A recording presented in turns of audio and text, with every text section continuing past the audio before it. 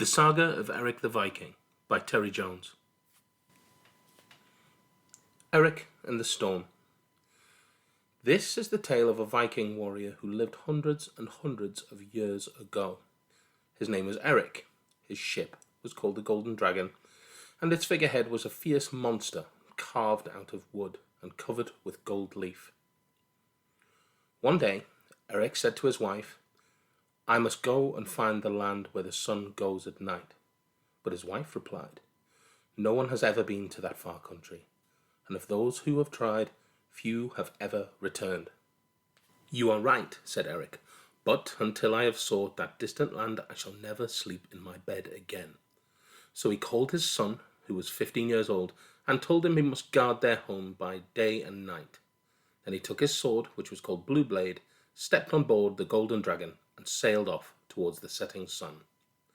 That night they sailed on far from land, and Erik stood at the helm of the Golden Dragon, gazing into the darkness. Erik's men whispered to each other that they were seeking the land where the sun goes at night, and that none had ever found it and lived to tell the tale. Just then, a bright green light appeared above them, and a star shaped like a dragon leapt across the sky. Erik turned to his men and said, "We shall find what we seek." And none dared say a word after that. The next morning they found themselves alone on the ocean, with great waves heaving the ship up and down. Erik looked up into the sky and smelt the wind. "We shan't make it," whispered Erik's men, one to the other, as the storm clouds blotted out the sun. "We'll be wrecked at sea," they murmured, as the first drops of rain fell on the deck. "There's land," called out Erik. "Take down the sails. We'll have to row for it."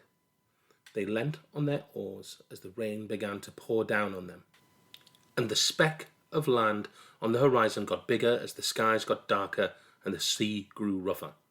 But they rowed with all their might and all their main, and as the lightning forked across the heavens and the thunder rolled around them, they got closer and closer to land. "Rocks to port!" cried the lookout, and the helmsman steered the Golden Dragon round the starboard. "Rocks to starboard!" cried the lookout, and the Golden Dragon swung back to port again. "Look out ahead!" cried Erik, and the golden monster on the helm scraped against the rocks as the sea dragged them down and threw them up again. "We've had it now!" cried Erik's men, one to the other, as they shut their eyes. "Keep rowing!" cried out Erik, and he steered the ship between the rocks and the boiling sea until at once they found themselves in a deep fjord. One by one, Erik's men opened their eyes. The rain still poured on them, and the lightning lit up the wild rocks above them, but the water was calm, and they were safe. "Now we must sleep," said Erik, "but tomorrow we shall repair Golden Dragon before we dare go back on the high seas." His men laid the mast down and threw the sails across it like a tent, and there they slept for the rest of that stormy night.